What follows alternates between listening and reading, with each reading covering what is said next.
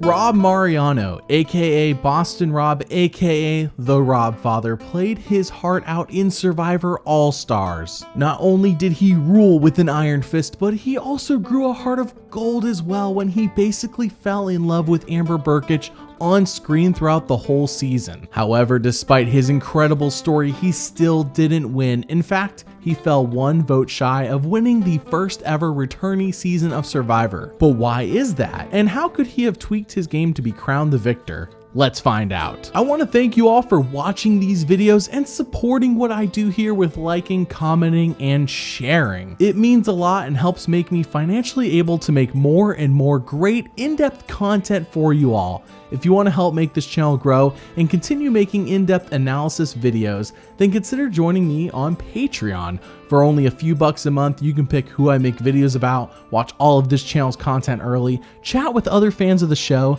and even get exclusive videos every month. Thank you for your support. First off, if you are unfamiliar with Boston Rob's story in All-Stars, or you just haven't watched All-Stars in forever, which is understandable, then I do recommend watching his story video that I have on my channel. It does cover everything about his game that happens in All-Stars in one neat, concise package. So with that, why did Boston Rob lose? Let's set him on the winning path in this alternate universe timeline. What we are going to do is not fundamentally change Boston Rob's game and how he was playing or who he is as a person, but instead stay true to how he played and who he is as a person and simply make tweaks to set him up for the best possible chance to win it all. Thankfully, since he did reach Final Tribal Council, we have a very good idea of why people like or don't like him, and of course we know who voted for him. To begin, let's see whose votes he did get and why he got them to make sure we don't tweak anything that's going to screw up losing those crucial votes. First off is Kathy Vavrek O'Brien. Her vote is the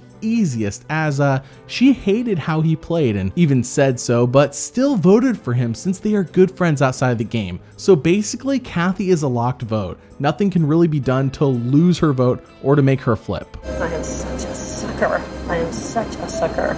But you know what? In the end, friendship rules, and I know that we have a really good, tight friendship. So take it, Ben. Take it and run with it. All right?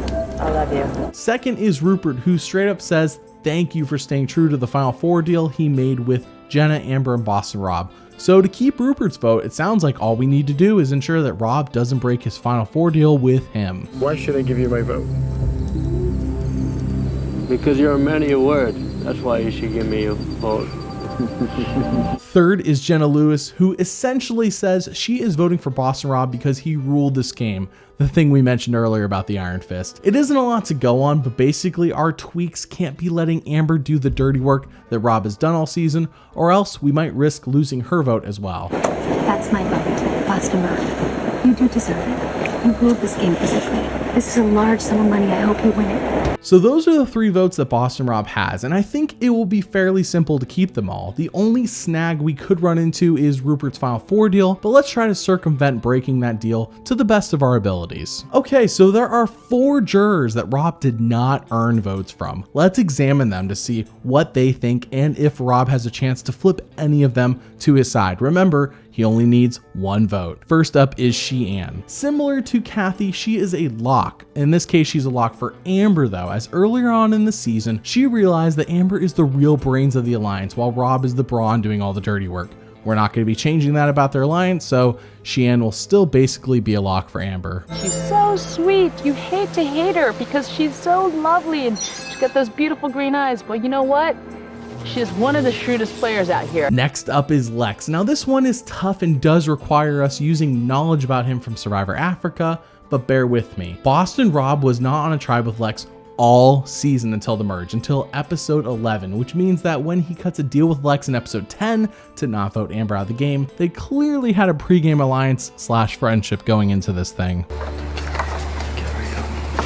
If you can. If you can. Without question, Boston Rob needs Amber to stay in the game to give himself a greater chance to reach the final two. Plus, he's in love with her. He is not going to flip on her, and that would be a personality change to basically not try to save her. Since he can't control that she switched to a tribe where she is the lone stranger, he could throw the immunity challenge to save her, but that would be hard given the immunity challenge is a team effort where they're answering trivia questions. So the deal with Lex is his best bet to save her. Now, since Lex does keep the deal and does save her, the question we have to consider is whether it is truly wise to cut Lex at the merge, or is there a better time later on to do so? Lex is a challenge beast, just look at Africa. If he even receives one vote against him and he doesn't get voted out, he wildly overreacts. He is an emotional person who feels cut deep if someone lies to him, so unless Rob plans on taking him to the final five, which is the assumed deal when he saves Amber, which by the way consists of Boston Rob, Amber, Kathy, and Big Tom, this would mean breaking his final four deal with Rupert and screwing over the Chapter 6, which we are not doing, so no final five with Lex. However, could Rob instead cut Kathy or Cheyenne when the merge hits instead of Lex to possibly appease him? Probably not, and this is based on our knowledge of him from Africa. As mentioned before, Lex hates being blindsided and flips out if someone lies to him. Now, the only thing Rob could do is flip on the Chapter 6, but that would come at a greater cost to his game and would be more detrimental to him, since that would mean he's screwing over 4 jury members rather than flipping on Lex and Kathy. But no matter what, Lex is going to be mad. So chalk up this vote as a lock for Amber. We probably can't do anything to flip it. You're asking me to screw everybody else now. You got more allegiance to them than you got to me. After asking me for a special friend favor. And you want to put our friendship on the line, I'll put our friendship on the line over this. The word I gave you was that if I can take care of you, I will. I'm sorry, I cannot. Next up is Alicia, and hers is actually quite simple. At Final Tribal, she is raging mad at both Rob and Amber, which is excellent for Rob and puts us in a pretty good position. Now, when she votes for Amber to win, she makes it super clear why that is. Do you remember back in the middle of the game, and I promised you that I would never write your name down? I'm a woman of my word. So what is it that she is talking about here? Well, back when Amber was on the Lex tribe, yes, back to that same situation, Rob was not feeling too great. In fact, he was an emotional mess. So much so that he must not have felt too good about Amber being saved, so he essentially makes a final 2 deal with Alicia by agreeing to never write her name down at tribal. We can have like a little silent alliance going. I will never write your name down. All right. I will never promise you. write your name I will down. never write your name down. That's it. While it sounds simple enough to then not vote for her when the tribe votes her out, it is even simpler than that. To maximize his chance of getting her vote, don't make this deal with her. In fact, just befriend her. They do have a rough start at the beginning of the season due to a clash of personalities, and I don't think that's going to change, but befriending her and never promising her anything when it comes to the game would make it much more of a toss-up when it comes time to vote at Final Tribal, since Amber doesn't promise her anything either. Because by the time they do the reward challenge quiz where everyone votes for who is least deserving to be an all-star, despite it being anonymous who voted which way, Alicia pinpoints Rob specifically as to having the opinion that hurts her deeply. Since my own tribe mates think I don't deserve to be here, Rob, you're going first.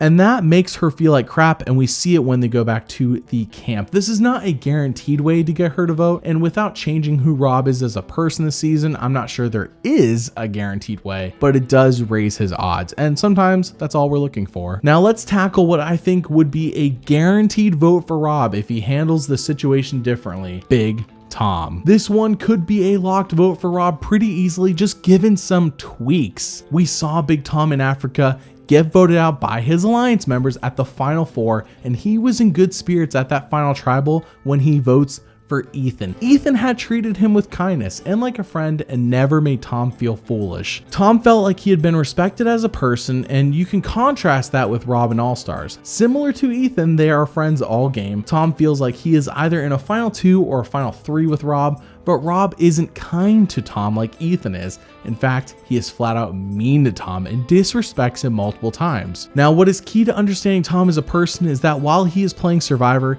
he wants to be viewed as someone who played with class, and he even tells us this. Easier to put their names down to see mine come up. I come to win, and I want to win, but I want to win with class too. This season, Tom is voted out at Final 5 and is blindsided in the process. Now Rob could vote out Jenna Lewis instead, but that does seem risky, especially since Tom has won an individual immunity before, and if he wins it again when Rob doesn't want him to, that could really screw up the game. And of course, if Rob brought him further than Final 5, that would mean breaking the Final 4 deal with Rupert and Jenna. Instead, Rob can vote out Tom at 5. Still, we don't have to change that. However, as Tom is going out the door, he needs to be nice to him. Instead of instigating a fight where Tom and Rupert are fighting right in front of Rob as he's smiling like a big idiot, don't do that. Instead of fighting with Tom and accusing him of trying to vote you out right before you vote him out, even if it is true, don't do that at all. Tom needs to feel respected, and this is part of being a good survivor, understanding who your jury is and what they value. I come to win, and I want to win, but I want to win with class too.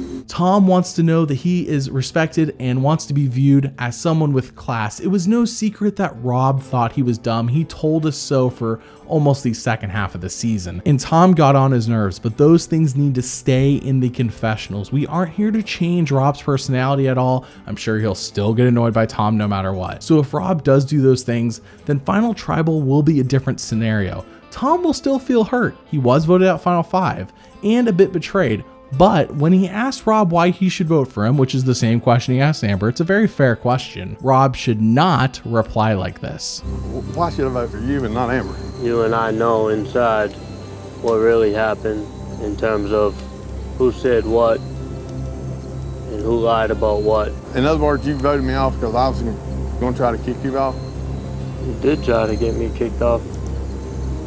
Instead, Rob just needs to say he enjoyed working with Tom. He enjoys his friendship with Tom. He says he needs to say that Tom is a class act and explain from Rob's point of view that, Tom, if I take you any further in Final 5, I'm legitimately worried you're going to win immunity and beat me at the Final 2. Say it legitimately scared you, since the jury does like Tom a lot and probably more than Rob, which he doesn't want to risk. This will make Tom feel respected and like he is a good person in the eyes of Rob, and not like he's being accused as a liar, which is what Rob did do. While it is likely true all the things Rob accuses him of, it is something that has to be ignored when trying to make someone want to vote for you. Now, it sounds like that if Rob doesn't call him out, we would be changing his personality. However, there is proof that Rob doesn't have to do this every time he learns information that he doesn't like. In fact, the same episode where Tom gets voted out, he overhears Rupert and Jenna talking about voting Rob out in the same episode, which is just crazy. And he tells Amber he heard this, and he doesn't tell Rupert and Jenna that he heard them.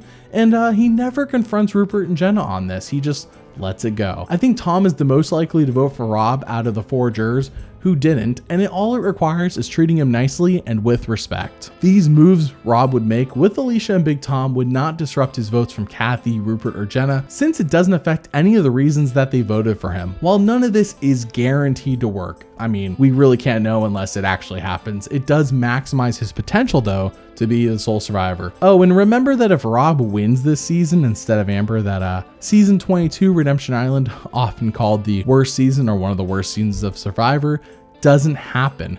You're welcome. Do you agree? Is there anything else Boston Rob could have done to win the game? Let me know in the comments below. Thanks for watching, and if you like the content you see here, then please consider supporting me and this channel on Patreon. Your financial support makes all this possible, so thank you, and thank you for watching.